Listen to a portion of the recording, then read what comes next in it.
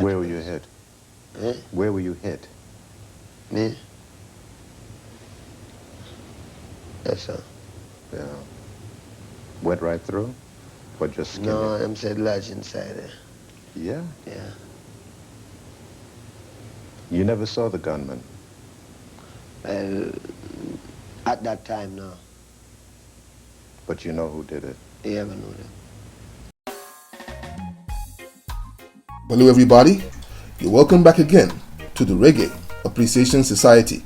Musicians have always drawn from life experiences to create the classic, impactful songs that we know and love. The events that they have used as creative fuel range from a myriad of subjects, from romance, adversity, politics, or even the places the artist comes from or seeks to represent. In terms of inspiration by true life issues, no other genre of music weaves itself as tightly into the artist's real feelings like reggae. The quintessential case of this is in the miraculous close shave that Bob Marley had with death, which inspired some of the greatest music he ever put together in his legendary career. The Exodus album was inspired by a frightening and audacious event that took place on the 3rd of December in 1976 on number 56 Hope Road in Kingston, Jamaica. At least 8 men stormed his residence and broke in before opening fire on the occupants, unleashing thousands of bullets on the place.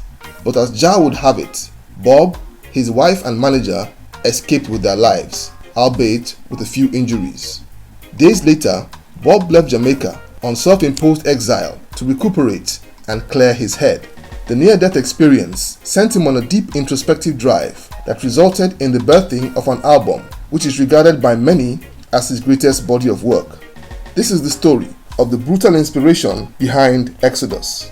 But how did it start? It had its roots in the unprecedented political violence which had erupted in Jamaica between supporters of the two main political parties, which were opposition leader Edward Siega's JLP and Prime Minister Malcolm Manley's PNP. Kingston was heavily divided, with different areas claimed as turf by respective party strongmen. Bob, being a product of the city, particularly the ghettos, which were being torn apart, was moved to use his influence to unite the island. So in November of 1976, Bob came up with the idea of staging a Christmas concert that would be free and designed to lift the spirits of the embattled Jamaican people and put a smile on their faces. To stage such a major event, approval was needed from the government, so Bob used his influence to get the go-ahead from Prime Minister Malcolm Manley. The show would be called the Smile Jamaica Concert and was scheduled to hold on the 5th of December 1976. Bob was politically neutral, but unfortunately, Prime Minister Malcolm Manley, like your average politician, postured in a way that made it seem the concert was his idea and that Bob was endorsing his government. To make matters worse, Manley's government hurriedly announced the date of the next general election. The JLP saw the concert as a slap in the face, and the party's enforcers, who respected Bob, warned him that the party was against the event. Claudius Massop, or Claudie Massop, who was one of the most feared men in Jamaica and also a henchman of the JLP, was a friend and fan of Bob. Massop was in prison at the time, but still sent an urgent message to Bob to cancel the concert. But the mind of the tough gong was made up. Even the I3s weren't comfortable with the idea. Judy Mowat had had a strange premonition of danger after a weird dream. Marcia Griffiths was also jittery and had her manager schedule a trip abroad to perform a show in support of one of her solo projects. Rita Marley was also against it, but had no choice, as Bob insisted that the show would go on as planned.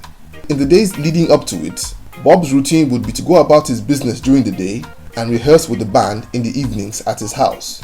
2 days to the show, Bob stopped by the New Kingston Hotel for an interview with the Jamaican daily newspaper reporter Jean Lowry Chin.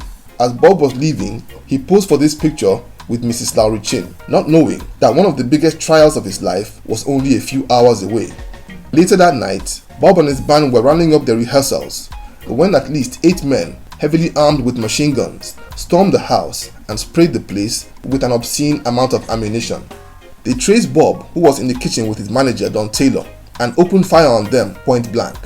Rita Marley was trying to escape with her children in the car when the men saw her and opened fire, hitting her in the head. Miraculously, all 3 survived, and Bob showed why he was nicknamed the Tough Gong when, after receiving treatment at the hospital insisted that there was no going back on playing the show in an effort to bring peace to his troubled country.